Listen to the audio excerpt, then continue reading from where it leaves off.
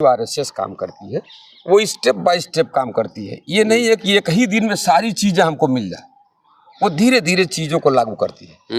और जो दलित राजनीति है, दलित समाज जो चाहता है कि एक ही बार हम प्रधानमंत्री बन जाएंगे, सरकार बना लेंगे तो हम खुद पालिसी बनाएंगे। जब पैसा आ गया, जब सारी चीजें आ गई, तो सबसे पहले थिंक टैंक को हटाया गया, जो पे बैक टू सोसाइटी की तरह लोग काम करते थे, जिसमें गायक कलाकार थे, जिसमें महेंद्र साहब थे।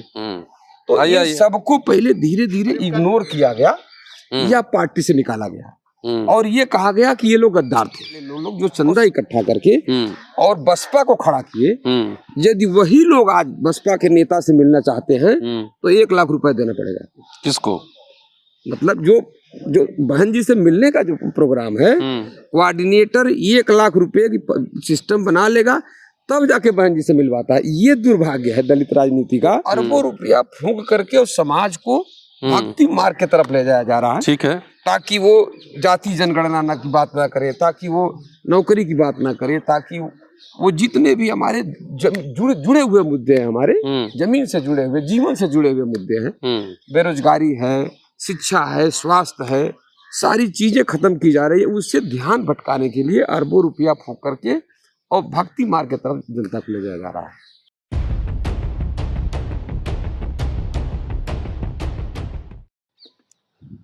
मुस्कुराइए कि आप लखनऊ में हैं। लखनऊ यूनिवर्सिटी कैंपस में हूँ। अक्सर मैं यहाँ आता हूँ और वर्मा साहब की हवेली मैंने आपको दिखाई है। ज़रा एक बार हवेली का नज़ारा दिखा दीजिए। और अम्बेडकर नामा किचन की एक शानदार ब्रांच यहाँ भी है और क्या क्या बन रहा है वो आपको दिखाने वाला हूँ। तो आइए भाई साहब, क्या है, पहले ये इंट्रोडक्शन करा रहा हूँ अभी सबसे, और जब फाइनल बनेगा तो वर्मा साहब से कुछ साथियों से चर्चा होगी। एचएल दुसाद साहब भी आ रहे हैं। आइए इधर नजदीक, क्या है, आइए साहब, आइए। आप अम्बेडकर नामा देखते हैं? हाँ हाँ बिल्कुल। अच्छा, तो क्या बनता है उसमें? ये साहब टेंगन मछली है और एक पीस जो है पड़न है। अच्छा, टेंगन लखनऊ की बहुत अच्छी मछली है। अच्छा, मानी जाती है। यही नदी की है, प्योर। अच्छा, फ्रेश है? फ्रेश एकदम ताजी। शिकारी 3 पीस लेके आया था, वही हमने ले ली है। अच्छा, और ये जंगली मुर्गा है। हाँ, जो अम्बेडकर नामा किचन, हाँ, छत्तीसगढ़ ब्रांड है। ये झांसी से आया होगा। झांसी के आगे जो मतलब पहाड़ी एरिया, वहीं से आता है। अच्छा, ये देसी है? ये देसी है। टाइम लगेगा बनाने में? टाइम इसमें लगेगा। और जैसा कि आप देखते हैं अम्बेडकर नामा किचन में लकड़ी पे जब बनता है जी, तो आज इसका लखनऊ ब्रांच में आपका स्वागत है। और इधर देखिए, ये तेल डल गया है। तेल थोड़ा ज्यादा लग रहा है। नहीं साहब, इसमें यूज हो जाएगा। 3.5 किलो से 4 किलो के बीच में है ना वो। अच्छा, तो लकड़ी जुल गया है और इस पे है, बाद में इस पे चर्चा करेंगे। तब तक चलिए जरा आरबी सिंह बौद्ध साहब हैं, इनसे जरा चर्चा करते हैं कि लखनऊ में आखिर चल क्या रहा है, हवा किस ओर है। जयंत चौधरी चले गए एनडीए में और बहन जी कह रहे हैं कि कोई समझौता किसी गुट में नहीं जाएंगे जी। क्या कांग्रेस समाजवादी पार्टी में समझौता होगा, या कांग्रेस और बसपा में समझौता होगा, या तीनों मिलकर समझौता होगा? खुदरा पचफोरना पार्टी सब एनडीए सबके साथ है जी। और राम मंदिर की हवा भी बहाई गई है खूब। जी जी जी। अब भारत रत्न में खुद दबा के दिया जा रहा है थोक भाव में। जी जी जी। मंडल कमंडल दोनों को एक साथ। जी जी जी। हाँ, कांग्रेसी समाजवादी सबको एक साथ। जी। तो क्या मायने है, क्या लखनऊ में क्या चल रहा है, ये जरा चलते चलते बात करते हैं। असल में ऐसा है कि अभी आपने देखा होगा कि 1800 करोड़ रुपया का राम मंदिर का भव्य मंदिर बना है और उसका उद्घाटन भी हुआ है। तो करीब करीब उतना रुपया उसमें लगा भी उद्घाटन में, प्राण प्रतिष्ठा में। लेकिन वो हवा 2 दिन में निष्प्रभावी हो गई। जो आयोजन करता थे और आरएसएस बीजेपी के लोग थे, उनके दिमाग में ये था कि ये चुनाव तक तो ये अकेले हवा बना देगा। अच्छा, हाँ, क्योंकि सुप्रीम कोर्ट के आर्डर से, फैसला से तब मंदिर बना। हाँ, लेकिन ये अपने क्रेडिट लेने के चक्कर में था कि अब ये जो है काम धाम तो 10 साल कुछ किया नहीं सरकार ने। 10 साल किया नहीं तो बताया कहा जाए, बताने के लिए कुछ तो है नहीं। अच्छा, दूसरी चीज क्या है कि देखिए, देश में 2 विचारधारा होती है। एक तो होता है कि ज्ञान मार्ग। ज्ञान मार्ग में बुद्ध हैं, अंबेडकर हैं, जो बहुजन नायक हैं। गुलाब की खेती वो शानदार है यहाँ पे। जो बहुजन नायक हैं, उनकी विचारधारा ज्ञान मार्ग की तरफ ले जाती है जी। लेकिन दूसरी तरफ एक होता है भक्ति मार्ग। भक्ति मार्ग में होता है कि जितने हमारे 33 करोड़ देवी देवता हैं, जितना भी मतलब उसको चमत्कार की तरफ ले जाइए, गैर वैज्ञानिक रूप में ले जाइए। जो आपका भक्ति मार्ग है टोटल आप ये है कि आप किसी चीज का पूजा पाठ करेंगे, चमत्कार के भरोसे रहेंगे ना, तो अरबों रुपया फूंक करके उस समाज को भक्ति मार्ग की तरफ ले जाया जा रहा है। ठीक है। ताकि वो जाति जनगणना की बात ना करे, ताकि वो नौकरी की बात ना करे, ताकि वो जितने भी हमारे जुड़े हुए मुद्दे हैं, हमारे जमीन से जुड़े हुए, जीवन से जुड़े हुए मुद्दे हैं, बेरोजगारी है, शिक्षा है, स्वास्थ्य है, सारी चीजें खत्म की जा रही है। उससे ध्यान भटकाने के लिए अरबों रुपया फूंक करके और भक्ति मार्ग की तरफ जनता को ले जाया जा रहा है। तो आप ज्ञान मार्ग की तरफ ले जाने में राहुल गांधी सक्षम नहीं हो रहे हैं, बहन जी सक्षम नहीं हो रही हैं। राहुल गांधी तो जाति जनगणना की बात कर रहे हैं। जी जी जी जी। और सोशल जस्टिस की बात कर रहे हैं। जी। तो उनके क्या जिला अध्यक्ष लोग ये बात को पहुंचा रहे हैं गाँव-गाँव? नहीं, उसमें यह है कि राहुल गांधी साहब जो कह रहे हैं उनका विजन एकदम क्लियर है। हाँ, कि जाति जनगणना होनी चाहिए, जिसकी जो संख्या है उसी अनुपात में सारी चीजों का बंटवारा होना चाहिए ना। लेकिन वह बूथ स्तर के जो लोग हैं, माने जिला स्तर से लेकर नीचे की जो बॉडी है, वो बॉडी उसको एक्सेप्ट नहीं कर रही है, क्योंकि कहीं न कहीं स्लीपर सेल के लोग उसमें भी हैं। नहीं तो इसका फायदा फिर क्या होगा? मतलब फायदा ये होगा कि अभी यह है कि बढ़त तो बना रही है कांग्रेस, बढ़त बना रही है, और ये राहुल गांधी जी बहुत तेजी से परिपक्व होते जा रहे हैं। वो खड़गे साहब जैसे अनुभवी नेता का गाइडलाइन है। अच्छा। हाँ, बहुत अच्छा एक अनुभवी जो है। अभी पहली बार ऐसा हुआ कि इतना ज्ञानी आदमी कांग्रेस का अध्यक्ष बना है। तो उनके गाइडलाइन में जो यात्रा चल रही है कि पहले वो पूरे देश को समझे, पूरी जातियों को समझे, पूरी भाषाओं को समझे, देश की संस्कृति को समझे, गरीबी अमीरी को देखे ना, इसलिए वो बड़ी तेजी से परिपक्व होते जा रहे हैं। तो ये नीचे तक उतरेगा, लेकिन उसमें थोड़ा टाइम लगेगा। नहीं तो अब तो इंडिया अलायंस जो है, वो तो उसमें से जयंत चले गए। जी जी जी जी। तो उसका क्या फर्क, इम्पैक्ट क्या पड़ेगा? एक्चुअली क्या है ना, देखिए बताऊंगा आपको, उसको थोड़ा सा हम दलित राजनीति से जोड़ना चाहते हैं। जयंत के जाने से बहुत फर्क नहीं पड़ेगा, जहाँ फर्क पड़ेगा वो हम बता रहे हैं आपको। मान्यवर साहब जो काम करते थे, मान्यवर कांसीराम साहब, तो वो पूरे कार्यकर्ताओं का 4 ग्रुप बनाया था, 4 पार्ट में डिवाइड किया था। एक पार्ट जो था वह नौकरी पेशा वाला आदमी था, जो बेस्ट ब्रेन था, थिंक टैंक था, और वह पैसा देता था। उसमें डिवाइड किया उन्होंने कि 5% इनकम, 5% दिमाग और 5% समय हर व्यक्ति देगा। ठीक है ना जी। तो वह जो है एक थिंक टैंक तैयार हुआ और एक चंदा इकट्ठा होकर के पार्टी खड़ी हो गई। ठीक। अच्छा, आगे? और उसके बाद अब ये दुर्भाग्य रहा कि जो लोग चंदा इकट्ठा करके, नौकरी वाले लोग जो चंदा इकट्ठा करके और बसपा को खड़ा किए, यदि वही लोग आज बसपा के नेता से मिलना चाहते हैं तो 1 लाख रुपए देना पड़ेगा। किसको?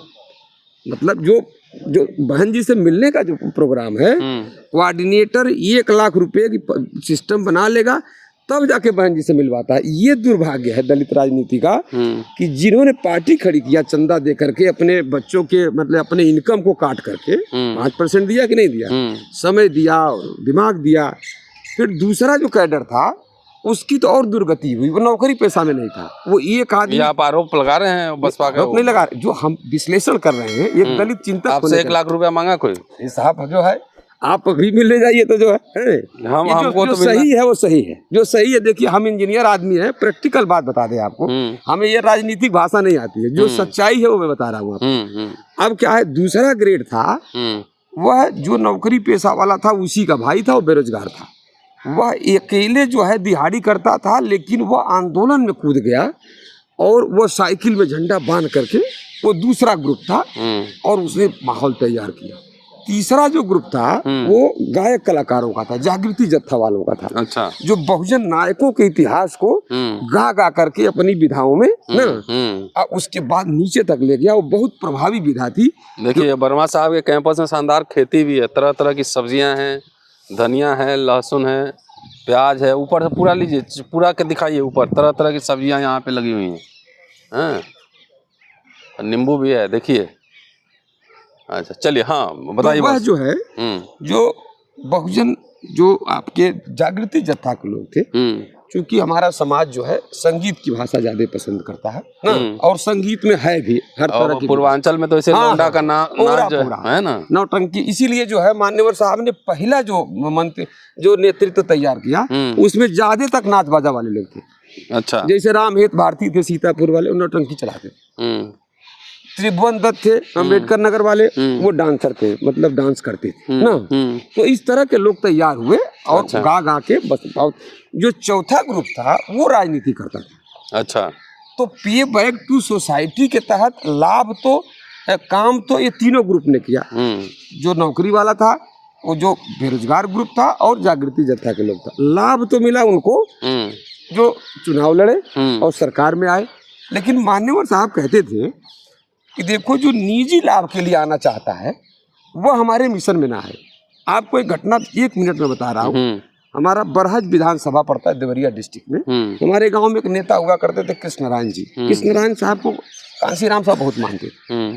तो वो आंदोलन में कूद गए। तो उनका जो घर था छप्पर का था, तो छप्पर 3 बारिश के बाद सड़क के गिर जाता है। उसके बाद से वो छप्पर गिर गया, फिर दीवार गिरने लगी। तो मान्यवर साहब को किसी ने बताया, 90 के दशक बाद बता रहे हैं कि साहब कृष्णनारायण का घर गिर गया है, बीबी जो है बच्चे लेके मायके चली गई है।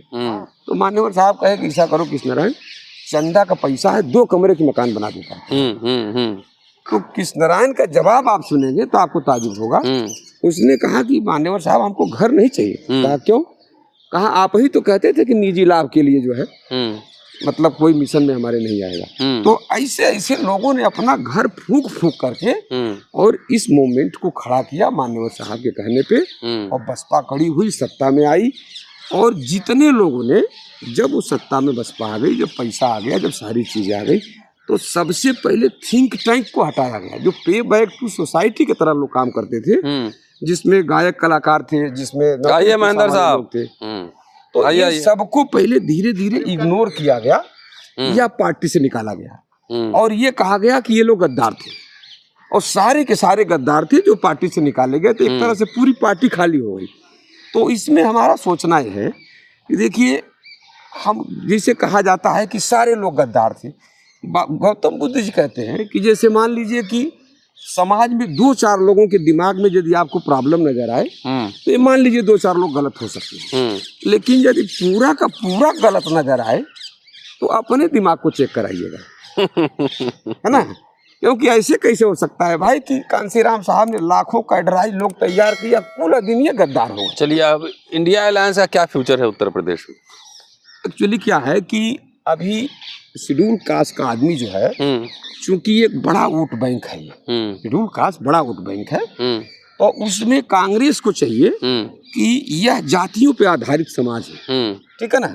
यहाँ पे राजभर को केवल राजभर ही समझा पाएगा, चौहान को चौहान समझा पाएगा, मौर्य को मौर्य समझा पाएगा। हम पूर्वांचल के रहने वाले, हम लोग चमार बोले जाते हैं, तो चमार को चमार समझा पाएगा, राइट।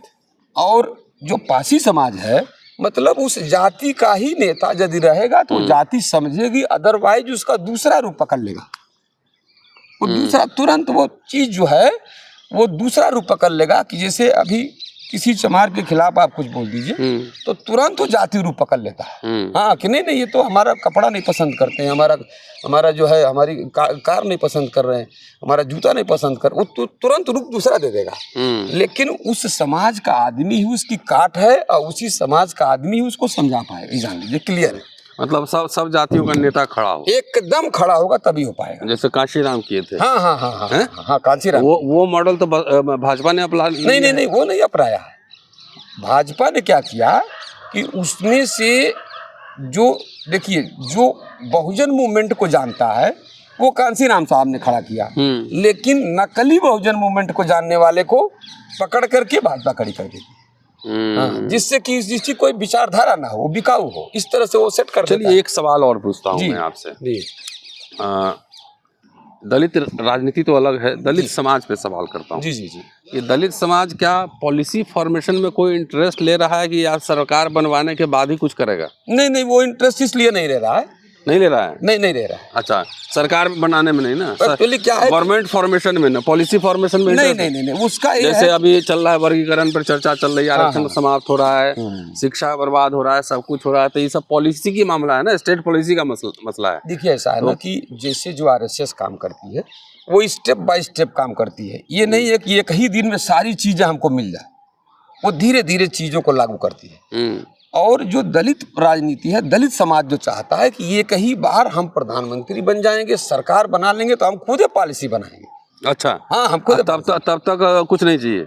हम बता रहे हैं साहब, उत्तर प्रदेश में बाबा साहब ने कहा था कि ये मानसिकता मत रखना कि पहनूंगी तो जरी वाली साड़ी नहीं तो नंगे रहूंगी, ये मानसिकता नहीं उत्तर प्रदेश उन्होंने चिताया था बहुत पहले। हालांकि ये जो वोटर है उसके दो पार्ट है। एक पार्ट ऐसा है जो तर्कशील नहीं है, जो राशन पे है, राशन ले रहा है, मजदूरी कर रहा है, उसको उतना ज्यादा जानकारी नहीं है ना, हालांकि उसकी संख्या ठीक है। राशन का भी तो तर्क है कि राशन दे रहा है इसलिए वोट दे रहे हैं, भी तो नहीं वो तो देखिए ऐसा होता है कि वो उसका दूसरा विषय है। पहले ये होता है ना, किसी में लोभ पैदा करिए तो मनुष्य खुद ही नष्ट हो जाएगा।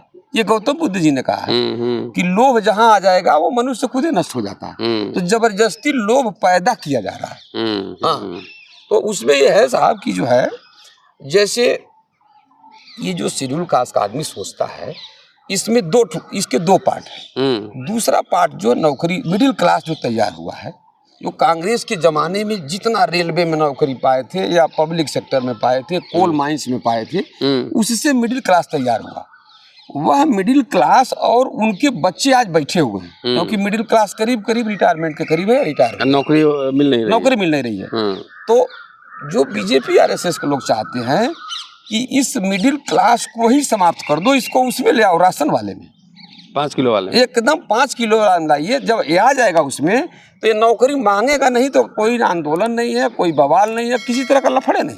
तो वो पॉलिसी फॉर्मेशन में दलित मिडिल क्लास इंटरेस्टेड है नहीं। उसमें क्या है, दो ग्रुप में डिवाइडेड हो गया है। जो पढ़ा लिखा तबका है वो चाहता है कि पॉलिसी फॉर्मेशन किया जाए। हाँ, कोई सरकार हो उसको हम अपनी एक बात दे दे कि भाई इतना आपको काम करना है तो हम आपको वोट दें। अब वो थोड़ा सा अभी वेट कर रहा है। हाँ, अभी क्लैरिटी से उभर के आ नहीं रहा। नहीं, उभर के आया हुआ है, लेकिन अभी बता रहे हैं जैसे एक स्टेप ऐसा था, जैसे उसमें जैसे 6 दिसंबर को जैसे आकाश आनंद को बनाया गया था उत्तराधिकारी, तो 50% उसका मूड तो खराब हो गया था उस मिडिल क्लास का। फिर बाकी 50%, तब अभी जो बाकी 40% का मूड खराब हुआ है अभी, जब ये हुआ है कि हम अकेले चुनाव लड़ेंगे। अच्छा, एकदम मूड खराब। समाज क्या चाहता है कि अलायंस में जाएं? हाँ, समाज चाहता है अलायंस में जाएं। और अभी भी बात करिए पढ़े लिखे से तो कहता है भाई आचार संहिता लागू हो जाने दीजिए, सूचना अंदर से आ रही है कि बहन जी आने वाली है। लेकिन जब ये नहीं आई तो मैं बता रहा हूँ कि सीधे 10% वोट वहां से आएगा और इंडिया गठबंधन में जाएगा। 10% सीधे सरक करके, क्योंकि 2022 के चुनाव में 10% जो सरका था उसमें समाजवादी पार्टी में 7% गया था, जबकि समाजवादी पार्टी को वह इंटेलेक्चुअल पसंद नहीं करता। तभी वोट दिया था बीजेपी को हराने के लिए। और 3% जो है बीजेपी में गया था। 10% सरका ना। अब की बार 10% जो सरकेगा, तो कांग्रेस में नहीं गया वोट? वो नहीं, कांग्रेस उस समय कमजोर थी। कांग्रेस उस समय बीजेपी को हराने की स्थिति में नहीं थी ना, इसलिए वो बीजेपी को हराने के लिए वो समाजवादी पार्टी को दिया था। जब वो कह रहे हैं जो बीजेपी में जा रहा है वो कांग्रेस में नहीं गया। वो हाँ, कांग्रेस में नहीं गया। लेकिन अब जो राहुल गांधी की यात्रा हुई है, खड़गे साहब राष्ट्रीय अध्यक्ष बने हैं, तब इस मिडिल क्लास का मन जो है अब बदल गया है ना, क्योंकि वो 10% सरकेगा सीधे, 13 से आएगा सीधे ना, 10% गिरेगा वहाँ, लेकिन गिरेगा तो वह इंडिया अलायंस में ही जाएगा और ज्यादातर कांग्रेस के पार्टी में जाएगा। चलिए, तो बौद्ध साहब हैं और लगातार अम्बेडकरनामा पर आप सुन रहे हैं, और लखनऊ में आता जाता रहता हूँ, फिर आऊँगा भी, लेकिन इंडिया अलायंस का भविष्य अभी ठीक नहीं लग रहा है। नहीं, अभी देखिए ऐसा है, चूंकि अभी सीटों का तालमेल तो हुआ नहीं, सीटों का तालमेल नहीं हुआ जी। चलिए देखते हैं क्या होता है, लेकिन लखनऊ में जब आइए तो मुस्कुराइए जरूर। और अगला एपिसोड दिखा रहा हूँ अम्बेडकरनामा किचन के लखनऊ चैप्टर से, तैयारी चल रही है। शुक्रिया, देखते रहिए अम्बेडकरनामा। शुक्रिया बहुत साहब।